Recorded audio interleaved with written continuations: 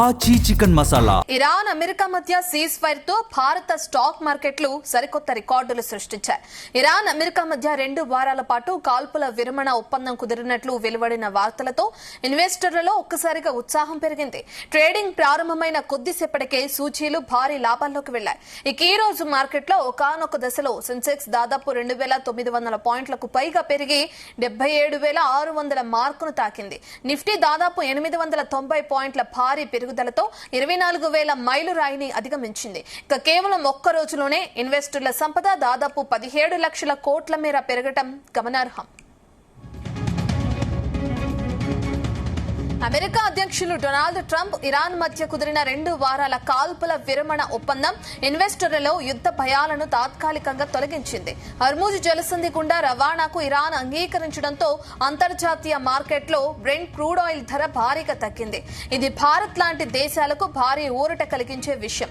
అలాగే reserve bank of India repo రేట్లను యథాతథంగా కొనసాగిస్తూ తీసుకున్న నిర్ణయం కూడా మార్కెట్ కు సానుకూలంగా మారిందని విశ్లేషకులు చెబుతున్నారు.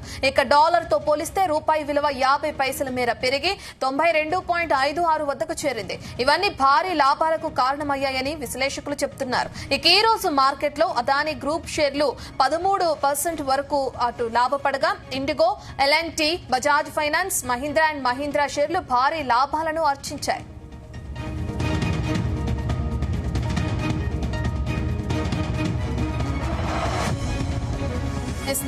దీని గురించి అటు senior market expert GV Satyanarayana గారిని అడిగి మరిన్ని విషయాలు తెలుసుకుందాం. సత్యనారాయణ గారు, మనం చూస్తున్నాం ఇప్పటికే యుద్ధంలో ఏదైతే మార్పులు చోటు చేసుకున్నాయో కాల్పుల విరమణ ఒప్పందం అనేది కొనసాగుతున్న నేపథ్యంలో మార్కెట్లన్నీ మళ్ళీ పుంజుకోవటం మనం చూస్తున్నాం.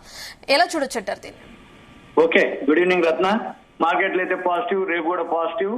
అన్ని కూడా అంటే ఇప్పుడు 15 రోజుల వరకు ఏదైతే చర్చలు అనేది ఉందో ఆ అంశంతో ఒక్కసారిగా బాటంకి వచ్చిన కంపెనీలు అంటే టెక్నికల్ ఇండికేటర్స్ ఏవైతే ఉన్నాయో ఓవర్ సోల్డ్ కి వచ్చినాయి.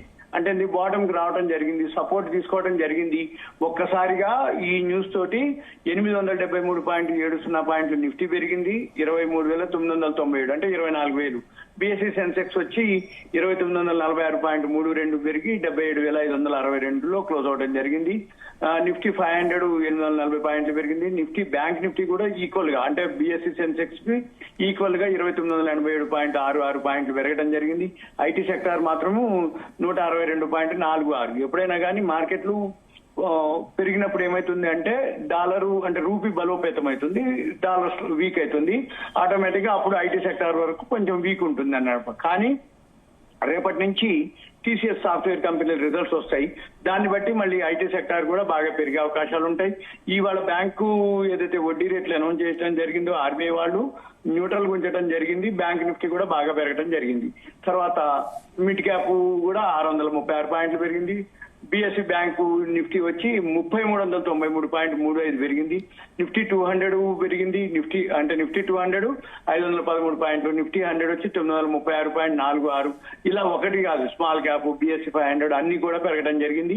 మార్కెట్ క్యాపిటలైజేషన్ వచ్చి 17 లక్షల కోట్ల రూపాయలు మన యొక్క సంపద పెరిగింది అనమాట. ఎవరైతే ఇన్వెస్టర్ల సంపద ఉందో 17 లక్షల కోట్లు పెరగడం జరిగింది. దీంతో అంటే ఒక 7-8 అంశాలు జనరల్ గా ఎప్పుడు ఉండేటటువంటివి అనమాట. ఈ 7-8 అంశాలు ఏంటిదంటే ఎప్పుడైనా కానీ మార్కెట్లు పెరిగినప్పుడు క్రూడ్ ఆయిల్, బ్రెంట్ ఆయిల్ అనమాట. బ్రెంట్ ఆయిల్ తగ్గుతుంది. బ్రెంట్ ఆయిల్ తగ్గింది కాబట్టి రాత్రి అంటే $110 వరకు ఉన్నటువంటి బ్రెంట్ ఆయిల్ ఇవాళ ఇప్పుడు $94 ట్రేడ్ అవుతుంది. అంటే 15% బ్రెంట్ ఆయిల్ తగ్గటం. ఈ 15% ఎప్పుడైతే తగ్గిందో గోల్డ్, సిల్వర్ పాజిటివ్ లోకి రావటం, మన షేర్ మార్కెట్లు పాజిటివ్ లోకి రావటం. ఎప్పుడైతే ఈ మన మార్కెట్లు పాజిటివ్ లోకి వచ్చినాయో ఆటోమేటిక్ గా ఈ అంటే కమోడిటీస్ విషయంలో కూడా పాజిటివ్ లోనే ఉన్నాయి. ఇప్పుడు ఈ యుద్ధ వాతావరణం 15 రోజులు ఏదైతే చర్చలు జరుగుతాయో ఈ చర్చలు జరిగేంత వరకు మధ్యలో మళ్ళీ ఏం జరుగుతుంది అనేది తెలియదు. కాకపోతే ఓవరాల్ గా ఏంటిది అంటే మార్కెట్లు పాజిటివ్ లోనే ఉన్నాయి. రేపు కూడా పాజిటివ్ లోనే ఓపెన్ అవుతాయి.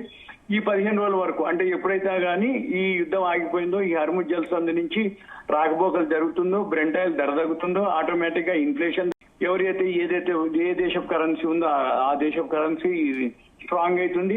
అందుకని చెప్పేసి ఆటోమేటిక్ గా ఎకానమీ మళ్ళీ స్ట్రాంగ్ అవుతుంది. ఇవాళ వడ్డీ రేట్లు అనౌన్స్ చేయడం కూడా అదే, రాబోయే రోజుల్లో ఇన్ఫ్లేషన్ తగ్గుద్ది అనేది వార్త. దీంతో మన మార్కెట్లు కూడా పాజిటివ్ లోకి రావడం, అంటే అంతకుముందే పాజిటివ్ లోకి వచ్చేసింది మన మార్కెట్లు. ఈ విషయంతో ఇంకా కొంచెం అన్నమాట, ఏది వడ్డీ రేట్లు కూడా ఏం లేదు, వడ్డీ రేట్లు అంతకుముందు నుంచే అనౌన్స్మెంట్ అన్నమాట. అంటే వడ్డీ రేట్లు తగ్గించకపోవటం, అంటే న్యూట్రల్ గా ఉంచడం. అమెరికాలో వడ్డీ రేట్లు న్యూట్రల్ గా ఉంచడం జరిగింది, దాంతో పాటు మన వడ్డీ రేట్లు కూడా న్యూట్రల్ గానే ఉంచడం జరిగింది. ఇప్పుడు మనం గమనించవలసింది ఏమిటి అంటే సింపుల్ గా ఏవేవైతే కారణాలు ఎందుకు అనే దానికి ఎప్పుడు ఉండేటటువంటి కారణాలే. ఈ అమెరికా ఇరాన్ కాల్పుల విరమణ 15 రోజులు, ఈ బ్రెంట్ ఆయిల్ తగ్గటం, తర్వాత ఈ వరల్డ్ మార్కెట్లు అన్ని కూడా పాజిటివ్ లోనే ఓపెన్ అవ్వడం జరిగింది. వరల్డ్ మార్కెట్లు ఎప్పుడైతే పాజిటివ్ లో ఓపెన్ అవుతాయో మన మార్కెట్లు కూడా పాజిటివ్ లోనే. దాంతో పాటు ఏమైతుంది, ఎప్పుడైతే ఇవన్నీ పాజిటివ్ లో ఉన్నాయో రూపాయి మనది బలోపేతం అవడం జరుగుతుంది. తర్వాత ఆర్బీఐ వడ్డీ రేట్లది ఒకటి అనౌన్స్మెంట్, అది కూడా న్యూట్రల్ ఉంచడం, మళ్ళీ వీటితో పాటు వాళ్ళ బ్యాంక్ షేర్లు బాగా పెరగటం, మళ్ళీ వీటితోటి అస్థిరత తగ్గిపోతుంది అనేది ఒక వార్త. అస్థిరత అంటే ఏంది, ఈ యుద్ధ వాతావరణంతో అస్థిరత ఏర్పడటం జరిగింది మార్కెట్ లో. ఈ అస్థిరత ఉండదు అనేది, అంటే రాబోయే రోజుల్లో మళ్ళీ మార్కెట్లు బాగుంటాయి అనేది వార్త. అయితే దీనికి సూచన ఏంటిదంటే ఇండియా విక్స్ అని ఉంటుంది. ఇండియా విక్స్ అంటే వోల్టాలిటీ ఇండెక్స్, అది 5% తగ్గి బాగా అంటే 19.85కి రావడం జరిగింది. వీటన్నిటితోటి మన మార్కెట్ ఒక సెక్టార్ కాదు, ఓవరాల్ గా ఏ సెక్టార్ కూడా వీక్ లేదు, అన్ని సెక్టార్లు. ఏదైతే బిఎస్సి సెన్సెక్స్ 30 కంపెనీలు ఉంటాయో 30లో 27+, ఉదయం అయితే గ్యాప్ అప్ తోటి ఓపెన్ అయినప్పుడు 30+ లోనే ఓపెన్ అవడం జరిగింది. ఇప్పుడు 27+ లో ఉన్నాయి, 3 మైనస్ లో ఉన్నాయి. ఇక ఎన్ఎస్సి 50లో ఏదైతే ఉందో 42+ లో ఉన్నాయి, 9 మైనస్ లో ఉన్నాయి. ఓవరాల్ గా ఇప్పుడు వరల్డ్ మార్కెట్ కూడా అన్ని పాజిటివ్ లోనే ఉన్నాయి. ఈ కమోడిటీస్ కూడా బ్రెంట్ ఆయిల్ అక్కడే ఉన్నాయి, ఇక ఉదయం ఎంతైతే ఉన్నాయో అక్కడక్కడే ఒక పాయింట్ అటు ఇటుగా అక్కడే ట్రేడ్ అవుతున్నాయి. కాబట్టి ఇప్పుడు ఇక మనం చేసేది ఏం లేదు, చూసేది ఏం లేదు, అబ్జర్వ్ చేయడం తప్ప. ఎవరైతే అంతకుముందు కొని ఉన్నారో వాళ్ళకే బెనిఫిట్ పొందుతారు. ఈ రోజు గ్యాప్ అప్ అయినాక కొనుక్కుందాము, మళ్ళీ రేపు పెరుగుతుంది కదా ఇంకా పెరుగుతుంది అని ప్యానిక్ అవ్వకుండా ఎవరైతే ఉన్నారో వాళ్ళకే బెనిఫిట్ పొందడం జరుగుతుంది. ఇప్పుడు బ్రెంట్ ఆయిల్, నేచురల్ గ్యాస్ తగ్గేటప్పటికి ఆటోమేటిక్ గా ఆ సెక్టార్ కి సంబంధించినటువంటి హెచ్పిసిఎల్ అనుకోండి, బీపీసీఎల్ అనుకోండి, అవన్నీ కూడా పెరగడం జరిగింది. ఇదే కాదు, ఓవరాల్ గా ఏదైతే ఉన్నాయో అన్ని సెక్టార్లు కూడా పాజిటివ్ లోనే ఈ రోజు క్లోజ్ అవడం జరిగింది. రేపు కూడా ఇవే సూచనలు కనబడుతున్నాయి. అయితే మనకి ఇవాళ ఇంకొకటి కూడా ఉంది, బుధవారం weekly Nifty futures opening day. ఇది ఒక రీజన్. అంటే ఏంది, నిన్నటి వరకు 4 రోజులు కంటిన్యూగా పెరిగింది, ఈ రోజు కూడా కంటిన్యూగా పెరిగింది. మళ్ళీ రేపు గురువారం వచ్చేటప్పటికి BSc weekly expiry closing day. కాబట్టి రేపు వీలైతే ఉదయం గ్యాప్ అప్ తో ఓపెన్ అయ్యి షార్ట్ సెల్ దాన్ని ఏమంటారు, ప్రాఫిట్ బుకింగ్ అంటారు. అంటే రేపు వీలైతే ప్రాఫిట్ బుకింగ్ కూడా జరగవచ్చు. అంటే రేపు ఉదయం గ్యాప్ అప్ తో ఓపెన్ అయ్యి మార్కెట్లు రేపు సాయంత్రం లోపల ప్రాఫిట్ బుకింగ్ కూడా జరగవచ్చు. ఎందుకంటే గురువారం ఇప్పుడు 5 రోజుల నుంచి కంటిన్యూ మార్కెట్లు పెరిగినాయి కాబట్టి రేపు ప్రాఫిట్ బుకింగ్ జరిగే అవకాశాలు ఉన్నాయి. బిఎస్సి సెన్సెక్స్ రేపు ఉదయం గ్యాప్ అప్ అయినా సాయంత్రం లోపల ప్రాఫిట్ బుకింగ్ జరుగుద్ది. ప్రాఫిట్ బుకింగ్ అంటే ఏంటి, తక్కువలో ఎవరైతే కొనుక్కున్నారో వాళ్ళంతా అమ్మేస్తారు అని అర్థం. దాన్ని ప్రాఫిట్ బుకింగ్ అంటాం. అంటే ఇప్పుడు మన మార్కెట్లన్నీ కొన్నిసార్లు వరల్డ్ మార్కెట్ తో బేస్ చేసుకొని పనిచేస్తాయి, కొన్ని వరల్డ్ మార్కెట్ తో పనిచేయవు. ఇప్పుడు సపోజ్ రేపు వరల్డ్ మార్కెట్ తోటి ఉండకపోవచ్చు, ఎందుకంటే మంది బిఎస్సి సెన్సెక్స్ వీక్లీ ఎక్స్పైరీ ఉంది కాబట్టి. వరల్డ్ మార్కెట్ పాజిటివ్ ఉన్నా మంది క్లోజింగ్ లో రేపు డౌట్ నాకు. అంటే ఏంటంటే జనరల్ గా ఏవైతే ఉన్నాయో 5 రోజులు పెరిగింది కాబట్టి రేపు ప్రాఫిట్ బుకింగ్ జరిగే అవకాశాలు ఉన్నాయి. ఓవరాల్ గా అయితే మార్కెట్ పాజిటివ్ ఉంది. ఇంకొకటి కూడా రిజల్ట్స్ ఇక సీజన్ స్టార్ట్ అయింది. ఏదైతే మార్చి ఫైనాన్షియల్ ఇయర్ అయిపోతుందో ఏప్రిల్ మొత్తం మే 15 వరకు యాన్యువల్ రిజల్ట్స్ వస్తాయి. ఈ యాన్యువల్ రిజల్ట్స్ ఏమేమి వస్తున్నాయి, ఎప్పుడు వస్తున్నాయి, ఆ బోర్డు మీటింగ్ చూసుకుంటూ ఆ బోర్డు మీటింగ్ల ముందు పెంచుతారు. మళ్ళీ బోర్డు మీటింగ్లు అయిపోయినాక రిజల్ట్స్ ని బట్టి మళ్ళీ ఎలా ఉన్నా గానీ ఫోర్కాస్ట్ అంటాం. ఫోర్కాస్ట్ అంటే ఏంది, యాన్యువల్ రిజల్ట్స్ బాగున్నా గానీ ఈ మంత్ మొత్తం ఏవైతే ఈ ఇరాన్ అమెరికా వార్ తోటి ఈ క్రూడ్ ఆయిల్ నేచురల్ గ్యాస్ పెరిగిందో ఫోర్కాస్ట్ అంటే నెక్స్ట్ క్వార్టర్ రిజల్ట్స్ అంతగా ఉండవు అనేది ఉంటుంది అనమాట. ఆటోమేటిక్ గా ముందు రిజల్ట్స్ బాగున్నాయని చెప్తారు, తర్వాత ఫోర్కాస్ట్ బాగుండదని చెప్తారు. దాంతో పాటు మళ్ళీ ఆ షేర్లు ఏవైతే ఉన్నాయో పెరిగినా గానీ మళ్ళీ నిలబడవు అనమాట. ఇక మైనస్ లో ఉన్నటువంటి షేర్లు రిజల్ట్స్ ఏవైతే ఉన్నాయో మైనస్ లో ఉంది కాబట్టి అట్లా కూడా పెరగవు. అవి న్యూట్రల్ గా ఉన్నాయి, అవి కూడా పెరగవు, ఎందుకంటే ఆల్రెడీ న్యూట్రలే కాబట్టి అని. ఏదన్నా ఫోర్కాస్ట్ ని బట్టే మళ్ళీ నెక్స్ట్ బోర్డు మీటింగ్లు రిజల్ట్స్ ని బట్టే మళ్ళీ మన మార్కెట్లు వచ్చేటప్పటికి. ఇక బ్రెంట్ ఆయిల్ తగ్గిందా, గోల్డ్ సిల్వర్ పాజిటివ్.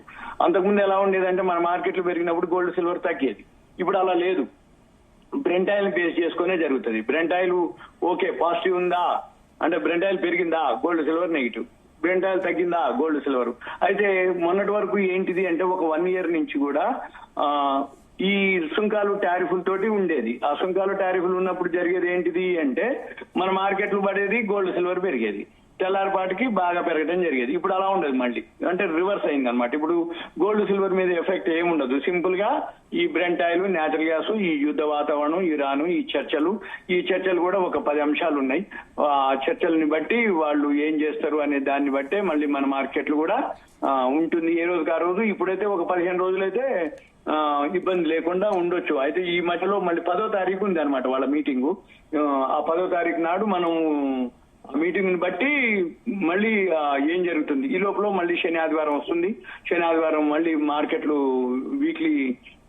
వీకెండ్ ఉంటుంది.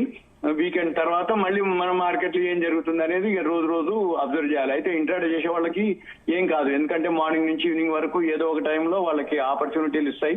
ఇన్వెస్ట్మెంట్ చేసే వాళ్ళు లాంగ్ టర్మ్ కి అయితేనే ఇన్వెస్ట్ చేయాలి.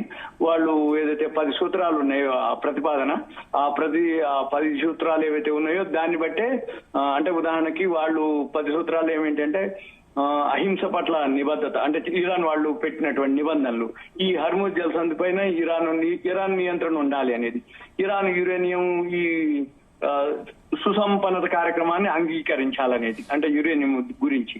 మళ్ళీ ఈ ప్రాథమిక ఆంక్షలు, ఈ ద్వితీయ ఆంక్షలు ఉన్నాయి దాని మీద, ఇరాన్ మీద, అవి ఎత్తేయాలనేది. ఐక్యరాజ్య భద్రతా మండలి వాళ్ళు తీర్మానాలు ఏవైతున్నాయో అవి రద్దు చేయాలి. ఈ గవర్నర్ల బోర్డు తీర్మానాలను కూడా రద్దు చేయాలి. మళ్ళీ ఇరాన్ కి ఇప్పటి వరకు జరిగిన నష్టానికి పరిహారం ఇవ్వాలి. మళ్ళీ ఇప్పుడు ఇరాన్ దగ్గర బోర్డర్ లో అమెరికా పోరాట దళాలు ఉన్నాయి, వాళ్ళు ఉపసంహరించుకోవాలి. ఇవన్నీ కూడా ఎప్పుడు 10వ తారీఖు నాడు ఇస్లామాబాద్ లో ఈ లెబనాన్ తో సహా ఈ టెహ్రాను, వాషింగ్టన్ మధ్యలో పాకిస్తాన్ మధ్యవర్తిగా వ్యవహరిస్తుంది. వాళ్ళు ఈ 15 రోజులు చర్చలు జరుగుతాయి. అప్పటి వరకు మన పని సింపుల్ గా అబ్జర్వ్ చేయటం, ఏ రోజుకి ఆ రోజు ఆ న్యూస్ ని బట్టి మార్కెట్లు పాజిటివ్, నెగిటివ్. ఇవాళ బాగా పెరిగింది కాబట్టి ఒక్కసారిగా 2946 పాయింట్లు, అంటే 3000 వరకు 3000 పాయింట్లు పెరిగింది కాబట్టి రేపు కొంచెం ప్రాఫిట్ బుకింగ్ జరిగే అవకాశాలు ఉన్నాయి. బాగా పెరిగినాయి, మళ్ళీ కొంచెం ప్రాఫిట్ బుకింగ్ ఉంటుంది. కానీ ఓవరాల్ గా మార్కెట్లు అయితే ఇలా గనక యుద్ధం కనుక ఆగిపోయిందంటే ఆటోమేటిక్ గా మార్కెట్లు అన్ని పాజిటివ్ ఉంటుంది. గోల్డ్ సిల్వర్ కూడా పెరిగే అవకాశాలే ఉంటాయి. రైట్, థ్యాంక్ యూ సత్యనారాయణ గారు.